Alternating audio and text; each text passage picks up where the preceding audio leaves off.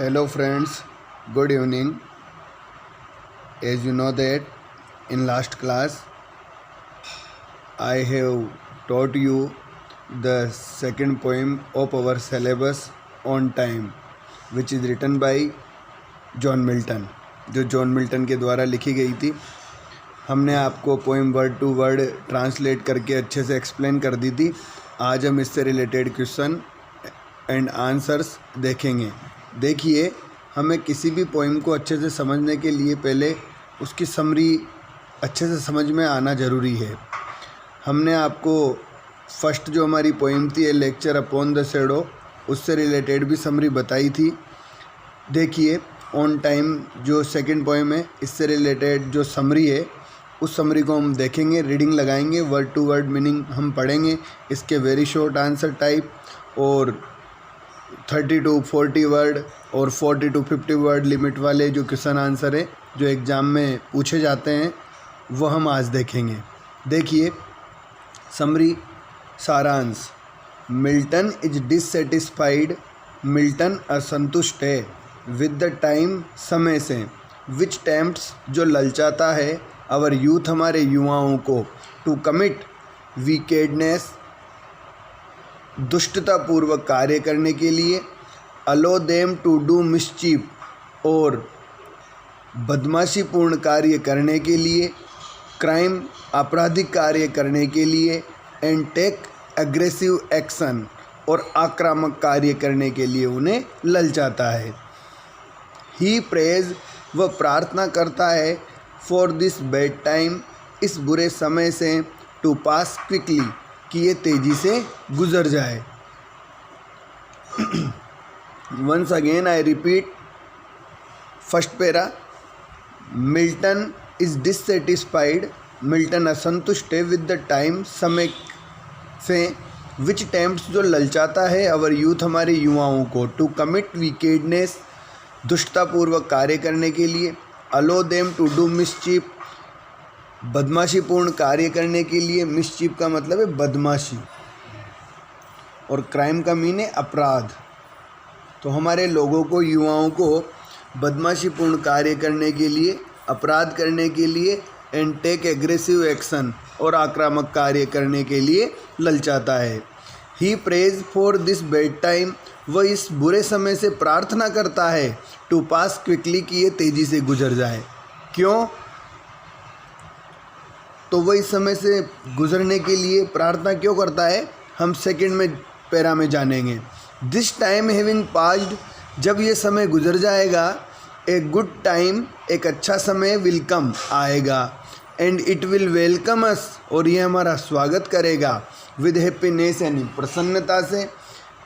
We shall have a torch of peace, truth and love हमारे पास होंगी, we shall have हमारे पास होंगी, ए टॉर्च यानी एक मसाल, ऑफ शांति की, ट्रूथ सत्य की, एंड लव और प्रेम की। हैंस अतः वी शुड बरी ऑल द एविल्स हमें दफना देना चाहिए, ऑल द एविल्स यानी सभी बुराइयों को, एंड कंज्यूम और समाप्त कर देना चाहिए। कंज्यूम का मीन है यहाँ पे फिनिश, समाप्त कर देना। हमें क्या कर देना चाहिए? समाप्त कर देना चाहिए। ग्रीडीनेस यानी लालच को, by our strength of character and will power हमें समाप्त कर दे, हमें बुराइयों को दफना देना चाहिए और लालच को समाप्त कर देना चाहिए। कहीं से? हमारे चरित्र की शक्ति से, एंड विल पावर और इच्छा शक्ति की जो शक्तियाँ हैं उनसे हमें इन्हें समाप्त कर देना चाहिए और बुराइयों को दफना देना चाहिए। देखिए, आगे हम वेरी शॉर्ट आंसर टाइप प्रश्नों पर चलते हैं जो बहुत आसान है, सरल है।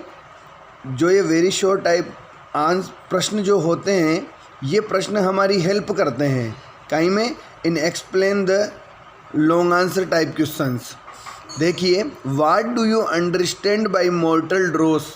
मॉर्टल ड्रोस का मीन मैंने आपके लिए पोइम में बताया था, नाशवान निकृष्ट वस्तु, something very low quality. ड्रोस refer करता है समथिंग वेरी लो क्वालिटी, जो कैसी हो? मॉर्टल, नश्वर हो, जिसका नाश हो सके। तो प्रश्न कह रहा है, what do you understand by मॉर्टल ड्रोस, नाशवान निकृष्ट चीज़ों से आप क्या समझते हैं? तो ध्यान दीजिएगा, पेजन फॉर वर्ल्डली और मटेरियल थिंग्स, पेजन यानी इच्छा होना, लालसा होना। पेजेंस का मीन क्या है यहाँ पे? लालसा या तृष्णाएं। तो पेजन फॉर वर्ल्डली और मेटेरियलिस्टिक थिंग्स, सांसारिक और भौतिक वस्तुओं के प्रति लालसा होना, ग्रीड लालच के प्रति लालसा होना, सेल्फिशनेस स्वार्थी होना, फाल्स शो झूठा दिखावा होना, एनवे ईटीसी एक्सेट्रा, एनवे ईर्ष्या इत्यादि के प्रति लालसा होना आर मॉर्टल ड्रोस, क्या है? नाशवान निकृष्ट चीज़ें हैं। सेकेंड नंबर के क्वेश्चन पे चलते हैं। व्हाट डज इंडिविजुअल किस mean in the poem? Individual किस का मैंने आपके लिए मीन बताया था, व्यक्तिगत चुम्बन। तो व्यक्तिगत जो इंडिविजुअल किस है, इसका मीन क्या है पोइम में? तो देखिए इसका answer, when noble deeds are done by the individuals, जब श्रेष्ठ कार्य, नोबल डीड्स का मीन है यहाँ पे श्रेष्ठ कार्य। When noble deeds are done, जब श्रेष्ठ कार्य किए जाते हैं, बाय द इंडिविजुअल्स, व्यक्तियों के द्वारा, दे अटेन इमोर्टलिटी, तो वे क्या प्राप्त कर लेते हैं? अमरत्व प्राप्त कर लेते हैं। क्या प्राप्त कर लेते हैं? अमरत्व। सच इमोर्टलिटी, ऐसा अमरत्व, is the individual kiss of eternity, ये ऐसा अमरत्व इज़ द इंडिविजुअल किस क्या है? व्यक्तिगत चुम्बन है ऑफ इटर्निटी, यानी परलौकिकता का या शाश्वतता का। थर्ड नंबर के क्वेश्चन पे हम आएंगे, ध्यान दीजिए थर्ड नंबर का question, how long will eternity greet our bliss? How long eternity, परलौकिकता, ग्रीट अभिवादन करेगी हमारा, ब्लिस प्रसन्नता पूर्वक। कैसे? How long will eternity greet our bliss, पारलौकिकता हमारा अभिवादन करेगी प्रसन्नता पूर्वक। कैसे? देखिए answer, when bad time has consumed, जब बुरा समय हैज कंज्यूम्ड समाप्त कर चुका होगा, एवरीथिंग एविल, काई को? हर बुरी वस्तु को, हर प्रत्येक बुराइयों को। व्हेन बेड टाइम, जब बुरा समय हैज कंज्यूम्ड समाप्त कर चुका होगा, एवरीथिंग एविल, प्रत्येक बुराई को, द इटर्नल टाइम, तो पारलौकिक समय या अनंत समय या शाश्वत समय, शैल मेक बना देगा, एवरी इंडिविजुअल, प्रत्येक व्यक्ति को, परफेक्टली हैप्पी, कैसा बना देगा? पूर्णतः प्रसन्न बना देगा। Once again I repeat this question, how long will eternity greet our bliss, पारलौकिकता हमारा अभिवादन करेगी प्रसन्नता पूर्वक। कैसे?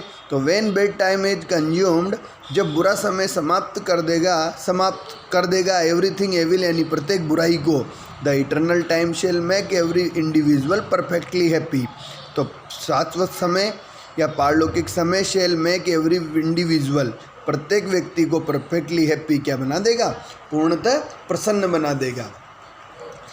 आगे देखिए फोर्थ नंबर के क्वेश्चन पे हम चलते हैं। व्हाट इज मीन्ड बाय अर्थी ग्रोसनेस, सांसारिक लिप्तता का क्या मतलब है?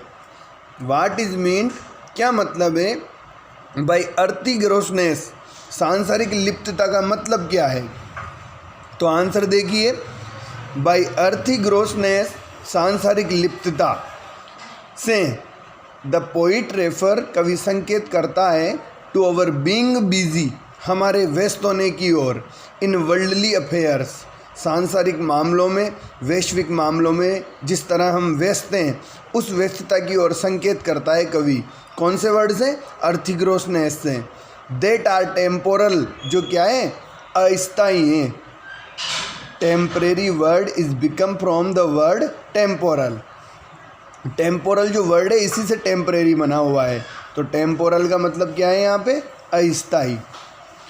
Bye earthy grossness the poet refers, सांसारिक लिप्तता से कवि संकेत करता है, टू अवर बीइंग बिजी, हमारे व्यस्त होने की ओर, इन वर्ल्डली अफेयर, कहीं में? सांसारिक मामलों में, देट आर टेम्पोरल, जो अस्थायी हैं, एंड इनसिग्निफिकेंट, और महत्वहीन है। चलिए नेक्स्ट क्वेश्चन पे, why does the poet want the envious time to fly? कवि क्यों चाहता है the envious time to fly? ईर्ष्यालु समय से चले जाने के लिए कवि क्यों कहता है?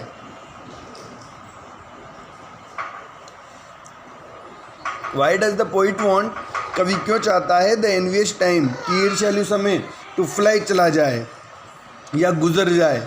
फ्लाई का मीन मैंने आपको बताया था, वॉक अवे और गो अवे। मैंने आपको पोइम पढ़ाई तब बताया था कि चले जाने के लिए फ्लाई बोलता है वह। देखिए, द पोइट विशेज, कवि चाहता है दिस एनवियस टाइम, ये ईर्ष्यालु समय, टू पास क्विकली, तेजी से गुजर जाए। मीन्स फ्लाई का मतलब हुआ है यहाँ पे पास क्विकली। ओके, देखिए, द पोइट विशेष, कवि चाहता है दिस टाइम, इस ईर्ष्यालु, दिस एनवियस टाइम, इस ईर्ष्यालु समय से, टू पास क्विकली, तेजी से गुजरने के लिए वह कामना करता है। सो दैट, ताकि गुड एंड ब्लिसफुल टाइम, ताकि अच्छा और ब्लिसफुल टाइम यानी प्रसन्नतापूर्वक समय में टेक इट्स प्लेस, क्या ले सके, इसका स्थान ले सके। सो दैट मीन का मतलब क्या है यहाँ पे, ताकि। देखिए अगले जो लॉन्ग आंसर टाइप जो 40 to 50 वर्ड लिमिट वाले क्वेश्चन हमारे एग्जाम में आते हैं, उनको देखते हैं अब। What is the theme of the poem? कविता की विषय वस्तु क्या है? मैं इसको अच्छे से वर्ड टू वर्ड एक्सप्लेन कर देता हूँ, आपको ध्यान दीजिएगा। The poem is about the bed times, Kavita is about the bed times, बुरे समय के बारे में है।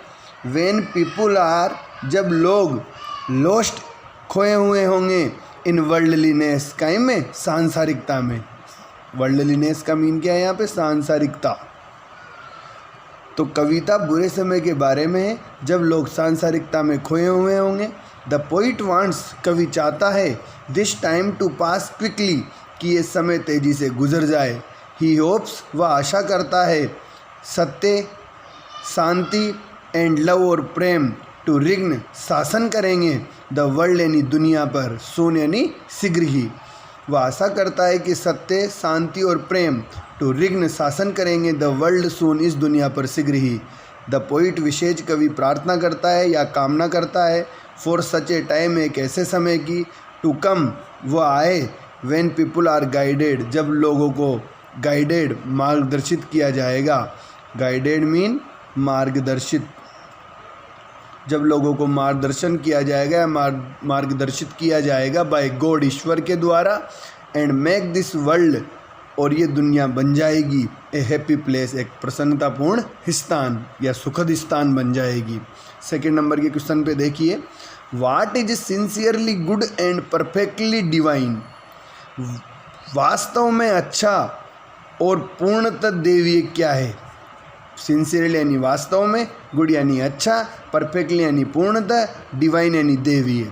तो वास्तव में अच्छा और पूर्णतः दैवीय क्या है? देखिए, नोबल डीड्स, श्रेष्ठ कार्य, फ्री, जो मुक्त हैं, फ्रॉम एनवे यानी ईर्ष्या से, फॉल्स शो, झूठे दिखावे से, आर सिंसियरली गुड, वास्तव में क्या है, वह अच्छे हैं। दीज इंक्लूड, इन अच्छे कार्यों में, these is here refer to noble deeds, किसकी ओर संकेत कर रहा है? नोबल डीड्स की ओर। तो दीज इंक्लूड, इनमें शामिल है लव, प्रेम, ट्रूथ, सत्य, एंड पीस, और शांति। दीज वेरी डीड्स, ये सभी कार्य, आर परफेक्टली डिवाइन, पूर्णतः देवीय हैं। As goodness is very close to divinity, जिस तरह एक अच्छाई बहुत निकट होती है टू डिविनिटी यानी देवत्व के, उसी तरह ये श्रेष्ठ कार्य, इन श्रेष्ठ कार्यों में शामिल है प्रेम, सत्य और शांति। दीज वेरी डीड्स, ये सभी कार्य पूर्णतः देवीय हैं। किस तरह? As goodness is very close to divinity, जिस तरह अच्छाई देवत्व के निकट होती है। दीज डीड्स ब्रिंग जॉय, ये कार्य ब्रिंग लाते हैं, जॉय आनंद, एंड सेटिस्फैक्शन और संतुष्टि लेकर आते हैं। कौन से कार्य? Noble deeds. ये कार्य ब्रिंग लाते हैं आनंद एंड सेटिस्फैक्शन और संतुष्टि, किसके लिए? टू द डूअर, जो इन कार्यों को करता है उसके लिए, as well as the receiver, और उसके ठीक उतना ही उसके लिए भी जो इन्हें प्राप्त करता है। अर्थात ये कार्य आनंद लाते हैं और संतुष्टि देते हैं, कार्य करने वाले को और प्राप्त करने वाले को भी उतनी ही संतुष्टि देते हैं जितने की करने वाले को। थस इस प्रकार दे आर सिंसियरली गुड, ये वास्तव में अच्छे हैं, एंड परफेक्टली डिवाइन, और पूर्णतः कैसे देवीय हैं। नेक्स्ट क्वेश्चन हम देखेंगे, व्हाट इज लॉन्ग इटर्निटी, पारलौकिक शाश्वतता या लॉन्ग इटर्निटी अनंत शाश्वतता क्या है। It is the state of consciousness, ये चेतना की स्थिति है। इट इज़ द स्टेट, ये एक स्थिति है, ऑफ कॉन्शियसनेस कहीं की, चेतना की, इन विच जिसमें वर्ल्डली अफेयर्स, सांसारिक मामले, वर्ल्डली यानी सांसारिक, अफेयर्स यानी मामले, लॉस इम्पोर्टेंस क्या कर देते हैं, महत्व को खो देते हैं। देयर इज़ नो प्लेस, यहाँ पर कोई स्थान नहीं है, फॉर एनवे यानी कहीं के लिए, ईर्ष्या के लिए, ग्रीड लालच के लिए, फाल्स शो एक्सेट्रा और झूठे दिखावे इत्यादि के लिए यहाँ पर कोई स्थान नहीं है। Once again I repeat this line, it is the state of consciousness, चेतना की स्थिति है, इन विच जिसमें वर्ल्डली अफेयर, सांसारिक मामले, लॉस इम्पोर्टेंस अपना महत्व खो देते हैं। There is no place for envy, greed, false show etcetera, यहाँ पर ईर्ष्या, लालच और झूठे दिखावे इत्यादि के लिए कोई स्थान नहीं होता है। इन इट, इसमें लव एंड पीस, प्रेम और शांति, सराउंड अस, हमें घेर लेती है, फ्रॉम ऑल अराउंड, कहाँ से, चारों ओर से। दिस इज़ द स्टेट, यही वह स्थिति है, when we feel totally happy, जब हम क्या महसूस करेंगे, पूर्णतः प्रसन्नता महसूस करते हैं। नेक्स्ट लास्ट 2 क्वेश्चन हमारे और हैं, इन्हें देख लीजिए। Y does the poet call the time envious, कवि ने इस कविता में समय को एनवियस, ईर्ष्यालु क्यों कहा है। तो by addressing the time envious, समय को ईर्ष्यालु से संबोधित करके, मिल्टन चाहता है, टू इंडिकेट, संकेत करना, टू द टाइम, समय के लिए, व्हेन पीपुल आर लॉस्ट, जब लोग खोए हुए होंगे, इन विसेज यानी बुराइयों में। एक बार फिर देखिए, by addressing the time envious, समय को एड्रेसिंग संबोधित करके, एनवियस यानी ईर्ष्यालु शब्द से, मिल्टन वांट्स कवि चाहता है, टू इंडिकेट संकेत करना, टू द टाइम समय को, व्हेन पीपुल आर लॉस्ट जब लोग खोए हुए होंगे, इन विसेज यानी बुराइयों में या दुर्गुणों में। ही यूजेज एनवे, वह प्रयोग करता है, एनवे यानी ईर्ष्या का, एज सिम्बोलिकल ऑफ अदर विसेज, अन्य बुराइयों के प्रतीक के रूप में। एज का मीन यहाँ पे के रूप में, सिम्बोलिकल यानी प्रतीक, ऑफ अदर विसेज अन्य बुराइयों के प्रतीक के रूप में उसने यहाँ पर किसका यूज किया है, एनवे का। सच एज ग्रीड, जैसे कि लालच, स्वार्थीपन इत्यादि। देयरफॉर, इसीलिए, he calls the time envious, उसने समय को क्या कहा है, ईर्ष्यालु। लास्ट क्वेश्चन है हमारा इस पोइम का, देख लीजिए। व्हेन डज अर्थी ग्रोसनेस क्विट ए मैन्स लाइफ, एक व्यक्ति के जीवन से कब समाप्त हो जाती है, सांसारिक लिप्तता। एक सांसारिक लिप्तता व्यक्ति के जीवन से कब समाप्त होती है, देखिए। द अर्थी ग्रोसनेस, सांसारिक लिप्तता, क्विट्स, समाप्त हो जाती है, ए मैन्स लाइफ, एक व्यक्ति के जीवन से। व्हेन ही अटेन, जब वो प्राप्त करता है, सुप्रीम कॉन्शियसनेस, सर्वोच्च चेतना को। इन दैट स्टेट, उस स्थिति में, everything worldly losses meaning and significance for him, सांसारिक, प्रत्येक सांसारिक वस्तुओं का अर्थ एंड सिग्निफिकेंस और महत्व, फॉर हिम, उसके लिए लॉसेज खो देता है वो। अर्थात ये ऐसी स्थिति है जब व्यक्ति सांसारिक किसी भी वस्तु के अर्थ को और महत्व को खो देता है। इन दैट स्टेट, इस स्थिति में, उस स्थिति में, everything worldly losses meaning and significance for him, उसके लिए दुनिया की किसी भी वस्तु का कोई अर्थ न होता है और न ही कोई उसका महत्व होता है। ही इज डिटैच्ड, वह रिक्त हो जाता है, फ्रॉम द वर्ल्डली पेन्स, कहीं से, सांसारिक दर्द से, एंड प्लेजर्स और प्रसन्नताओं से, अप एंड डाउन्स, उतार और चढ़ाव से, ऑफ लाइफ, जीवन के, and is Saul becomes one with the supreme being, और उसकी आत्मा क्या बन जाती है? सर्वोच्च बन जाती है, देवतुल्य बन जाती है उसकी आत्मा। Once again I repeat last 3 lines. He is detached from the worldly pains, वो रिक्त हो जाता है from the worldly pain and pleasures, सांसारिक दर्द और प्रसन्नताओं से, सांसारिक दुखों और प्रसन्नताओं से रिक्त हो जाता है। Up and downs of life, जीवन के उतार चढ़ाव से रिक्त हो जाता है। एंड इज साउल बिकम्स, और उसकी आत्मा बन जाती है one with the supreme being, एक सर्वोच्चता लिए हुए देवतुल्य उसकी आत्मा बन जाती है। तो ये थे हमारे ऑन टाइम से रिलेटेड सभी क्वेश्चन एंड आंसर। आप इनको अच्छे से देख लेंगे और आशा करता हूँ कि आपको अच्छे से समझ में आए होंगे। मैं नेक्स्ट क्लास में आपको थर्ड पोइम जो अपने 12th लिटरेचर सिलेबस में है on Shakespeare, which is also written by John Milton, वो हम नेक्स्ट क्लास में देखेंगे। आप इन्हें अच्छे से रीड कर लें और समझ लें। यदि कोई डाउट हो तो मुझे कमेंट करके पूछ लें, और चैनल को लाइक करें, सब्सक्राइब करें, और please press the bell icon. Okay.